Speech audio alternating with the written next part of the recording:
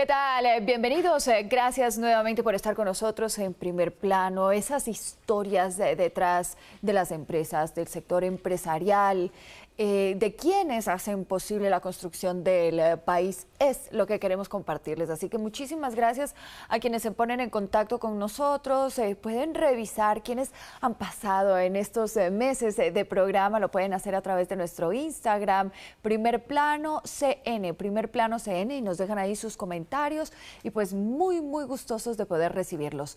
El sector empresarial en Colombia está, por supuesto, en constante cambio, innovación y liderazgo. Uno de esos empresarios que ha transformado al país por su medio de sus aportes es Gustavo López, un líder del sector que le apuesta al crecimiento de Colombia. Ser un empresario en Colombia resulta siendo un reto para muchos emprendedores. Uno de los empresarios más destacados en el país es Gustavo López, quien ha tenido la oportunidad de aportar desde las grandes y medianas empresas al país. Gustavo, oriundo de Armenia, es contador público de profesión que cuenta con más de 30 años de experiencia profesional. Diferentes oportunidades lo han llevado a estar al frente de empresas y proyectos, como su paso por la presidencia de Apapel, una compañía que ha estado en el mercado de ventas de insumos, que lo llevó a realizar grandes aportes al país en materia de internacionalización. El aporte de Gustavo al desarrollo empresarial del país ha sido significativo. Por más de 6 años ocupó los roles de dirección del Foro de Presidentes, entre estos la presidencia en el periodo de 2022 a 2024. Su paso por el foro fue fundamental en el proceso de fortalecimiento y consolidación de una comunidad de proyección nacional unida y fuerte, además de estar dispuesta a aportarle a Colombia desde los diferentes campos de acción. Y justamente para conversar sobre esta historia, Gustavo López, empresario, emprendedor, expresidente del Foro de Presidentes, está aquí. Bienvenido, gracias por acompañarnos. Ana María, gracias a ustedes por invitarme. Muy gustoso de estar acá. Gustavo, tú, aparte de ser empresario, aparte de haber arrancado tu propia empresa, de haber liderado diferentes empresas, tuviste que agrupar a varios otros empresarios. Y por eso te pregunto, ¿cuál es el común de los empresarios aquí en Colombia? Si te dirían una característica que defina a los empresarios colombianos. Me encanta que me hagas esa pregunta porque mi paso por la presidencia me enseñó a entender lo que yo mismo vivía como empresario. Y yo creo que lo que nos define, no sé si a todos los empresarios, pero a los colombianos, es la pasión y la persistencia por lo que hacemos. Yo creo que la gran diferencia que hay entre hacer empresa y no estar en ella o estar en otro mundo, que es absolutamente respetable para quienes deciden estar en otro mundo, es que el empresario no se rinde, el empresario persiste, el empresario insiste. El empresario puede quebrar 3 veces, pero se levanta nuevamente, y yo creo que ese es el gran desafío que tenemos todos los días, y el que yo tuve en la comunidad empresarial al frente de ella 6 años, aprender todos los días de estos 200 empresarios que me enseñaban el tesón que se tiene que tener para guiar una organización y sacarla adelante, a pesar de los múltiples inconvenientes que podamos tener. ¿Y cuáles son esos inconvenientes que tenemos? ¿Cuáles son los mayores inconvenientes a los que estamos afrontando en este momento? Mira, yo te diría que, te lo hablo desde mi orilla, que es exactamente igual a la de la comunidad empresarial que acabo de dejar. Yo creo que estamos en un periodo de incertidumbre tan alto que liderar desde la incertidumbre es completamente difícil. Y yo creo que este país nos ha invitado en este último periodo a sacar todas las agallas que tenemos que tener como empresarios para poder liderar desde la incertidumbre. Para mí, no saber qué va a pasar mañana, cómo me va a afectar la inversión, cómo me va a afectar la tasa de cambio, cómo me va a afectar las políticas públicas, yo creo que es el desafío más grande, porque al final nos encargamos de hacer presupuestos y de hacer forecast y de hacer una cantidad de cosas que al final son la herramienta con la que lideramos. De proyecciones, vivimos con proyecciones. Vivimos con proyecciones y al final tú no sabes qué va a terminar pasando con ellas. Entonces a mí me ha pasado y a todos nuestros compañeros. Pero ¿tú no crees que la pandemia fue un gran aprendizaje para decirnos, ojo, una cosa es lo que usted proyecte y otra cosa es lo que puede pasar? Claro. No, todos teníamos unas mega proyecciones y de un día a otro nos encerraron y nos cambió la vida. Es cierto, pero con todo y la pandemia, yo creo que esa incertidumbre, como era mundial, pues todos estábamos afectados de alguna forma iguales. En mismas condiciones. Todos estamos en el mismo plano. Lo que estamos viviendo en Colombia quizás es diferente ahora, porque la incertidumbre es nuestra.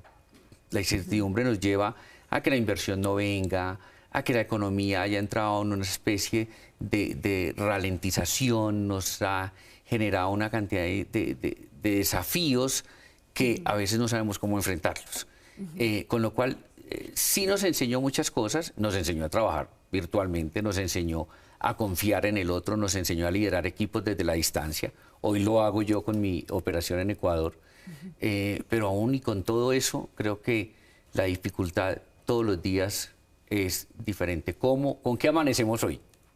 Bueno, yo oigo que estás en otros mercados, por ejemplo, ya haciendo empresa en otros mercados. ¿Qué te lleva a dar ese salto, y dices, a confiar en otros mercados, a proyectarte en otros mercados? ¿Y cómo, si bien estamos tan cerca, porque uno empieza a crecer en el mercado regional, estamos tan cerca, podemos ser tan diferentes? Así es, y ese es uno de los desafíos más grandes que he tenido yo. El proceso de internacionalización nuestro formaba parte de nuestra estrategia de crecimiento. Sabíamos que teníamos que crecer en cobertura, sabíamos que teníamos que migrar a un portafolio más diverso y yo me empeñé en que quería pisar otras latitudes. Y obviamente los vecinos, los mercados vecinos eran perfectos para nosotros. Pero nada más lejos que estar cerca. Creo que la principal dificultad que hemos tenido nosotros en este proceso de internacionalización es el conocimiento de la sociedad. Yo creo que ahí es donde nos hemos encontrado nuestra mayor dificultad. Cómo nos entendemos los colombianos versus cómo se entienden los peruanos, los ecuatorianos, los brasileros. Yo creo que el desafío más grande y el aprendizaje más grande que yo he tenido en el management en los últimos años ha sido migrar hacia otras latitudes donde esas sociedades son diferentes a las nuestras. Entonces llegamos nosotros los colombianos, que somos un poco arrolladores, a entender una cultura que es muy diferente. Aún en Ecuador la cultura de Guayaquil es súper diferente del de la sierra. Por supuesto. Eso me ha costado un montón. Igual que acá. Igual que acá. ¿No te parece que aquí también somos como muy de regiones? Muy de regiones, muy de regiones. Y uno tiene que saber con la empresa cuál es el mensaje y el producto y cómo llega a cada una de las regiones. No es lo mismo en Colombia llegarle a un barranquillero que llegarle a un rolo, ¿no? Es totalmente diferente. Pues allí pasó esto, pero ha sido lo que te decía, mi mayor aprendizaje. Mi mayor crecimiento. He estudiado un montón, pero creo que mi mayor MBA ha sido ir a una cultura diferente. No solamente una cultura de un país diferente, sino una cultura organizacional diferente. Claro, un manejo empresarial. Y alinear estrategias de acá y de acá, cuando los de acá no tienen idea cómo opero yo, y cómo los traigo, cómo fusiono las culturas. Nos la pasamos en las universidades hablando de cultura, hablando de equipos, hablando de management, hablando de liderazgo, y al final todo eso en el libro es maravilloso. Pero cuando llegas a una organización a aplicar todo esto, con seres humanos tan diversos. Tan diversos. Sí. Y aquí en Colombia, yo creo que... Oye, y eso me lleva a preguntarte, hoy yo veía, hay muchos jóvenes, y porque tú trabajas también en el Foro de Presidentes, estuviste con muchos jóvenes que veo que ya no quieren o no tienen un interés en hacer una maestría o un doctorado, porque dicen, pierdo mucho mi tiempo y quiero ya estar más en el ámbito empresarial. Y veo también otras empresas que dicen, yo ya no quiero tantos títulos, sino revisar mucho más las habilidades blandas que tienen esas personas. Me gusta que me lo preguntes. Te voy a contestar inicialmente del foro. El Foro de Presidentes, para mí fue una obsesión. Nosotros llevamos en el mercado más de 35 años haciendo empresa, haciendo tejido empresarial. Y esta comunidad, pues es una comunidad colaborativa, es una comunidad que se entrelaza para hacer empresa y para que el tejido empresarial perdure y para que ese legado que estamos construyendo todos de país pase de generación en generación. Hay unos desafíos enormes con la juventud, pero digamos que el empeño allí era hacer como una especie de incubadora que nos permitiera a los que ya llevábamos más años dar ese salto. Sí, y dar ese salto. Yo creo que tenemos que ser responsables. Tiene que haber un relevo generacional. Tiene que haber un relevo generacional. En estas organizaciones como las nuestras, cuando se precia tanto de valores como los años de madurez, ser primera línea, ser el CEO, lo que nosotros buscamos en el foro es todo lo contrario a lo que los jóvenes son. ¿Por qué? Es que yo busco que el presidente de la compañía esté en el foro, que sea primera línea, que tenga experiencia, que tenga más de 10 años de experiencia, y los jóvenes no tienen eso. Pero esos jóvenes son los que nos van a reemplazar mañana, Ana María. Por supuesto. ¿Y cómo los vamos a formar si no les damos el espacio?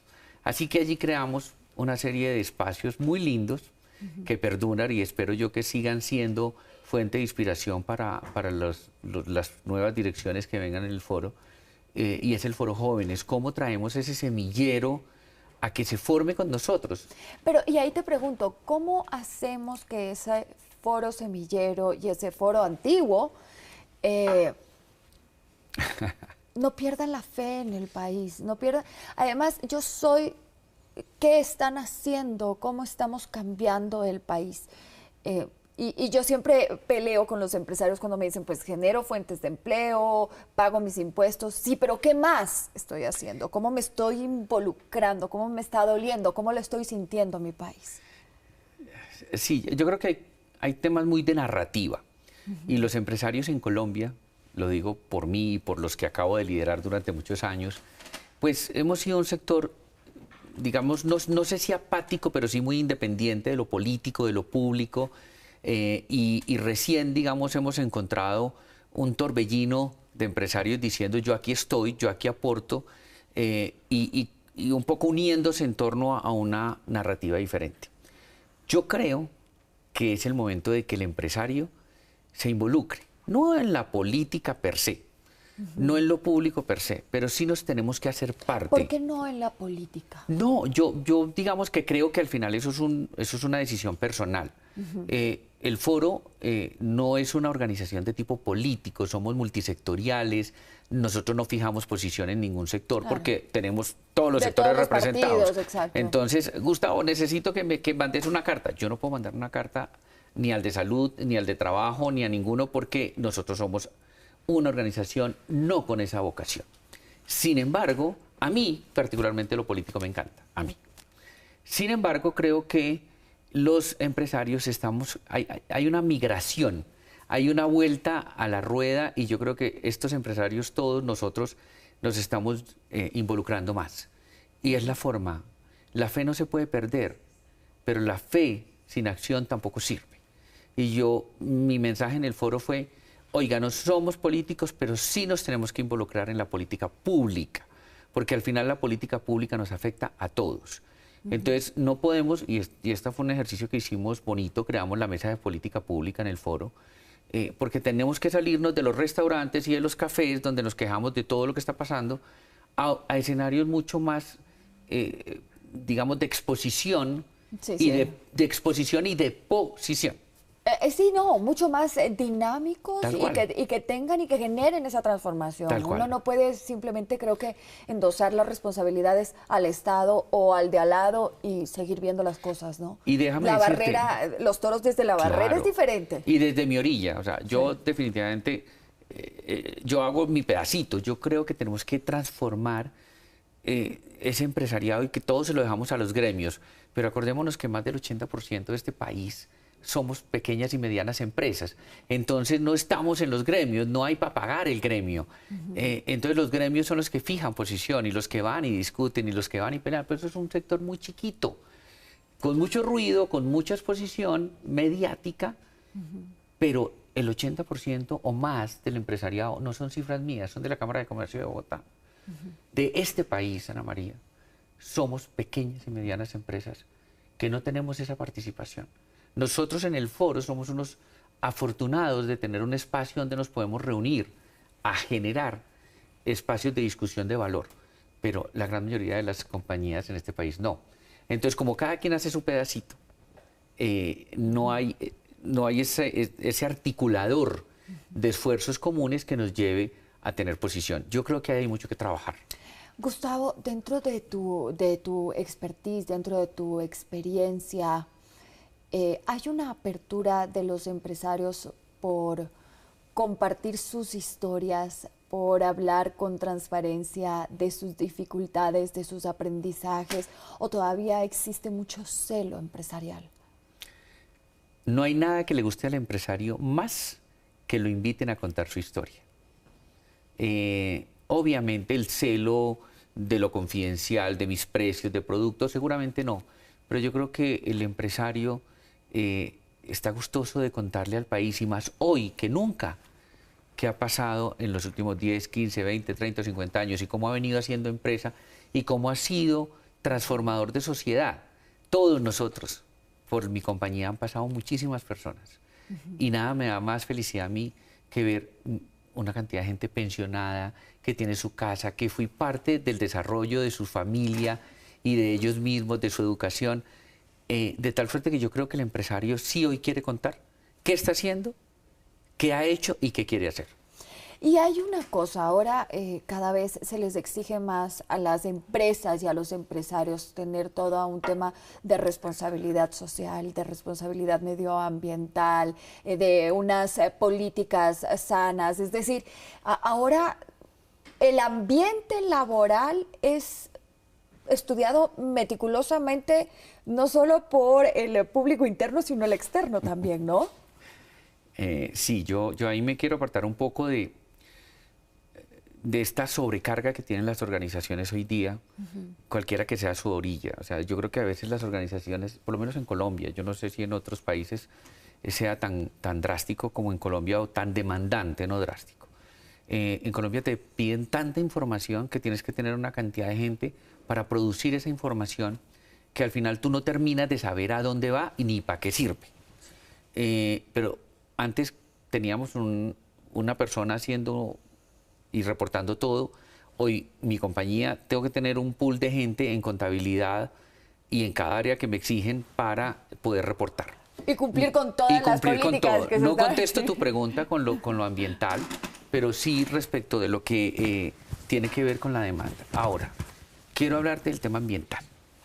Esto probablemente termine siendo una posición muy personal, pero yo procuro que lo que haga, tanto a nivel personal como corporativo, tenga realmente sentido y que no produzca un cartón que coloque en la pared de que estoy cumpliendo con la ISO. Sí, claro, que no vaya demás.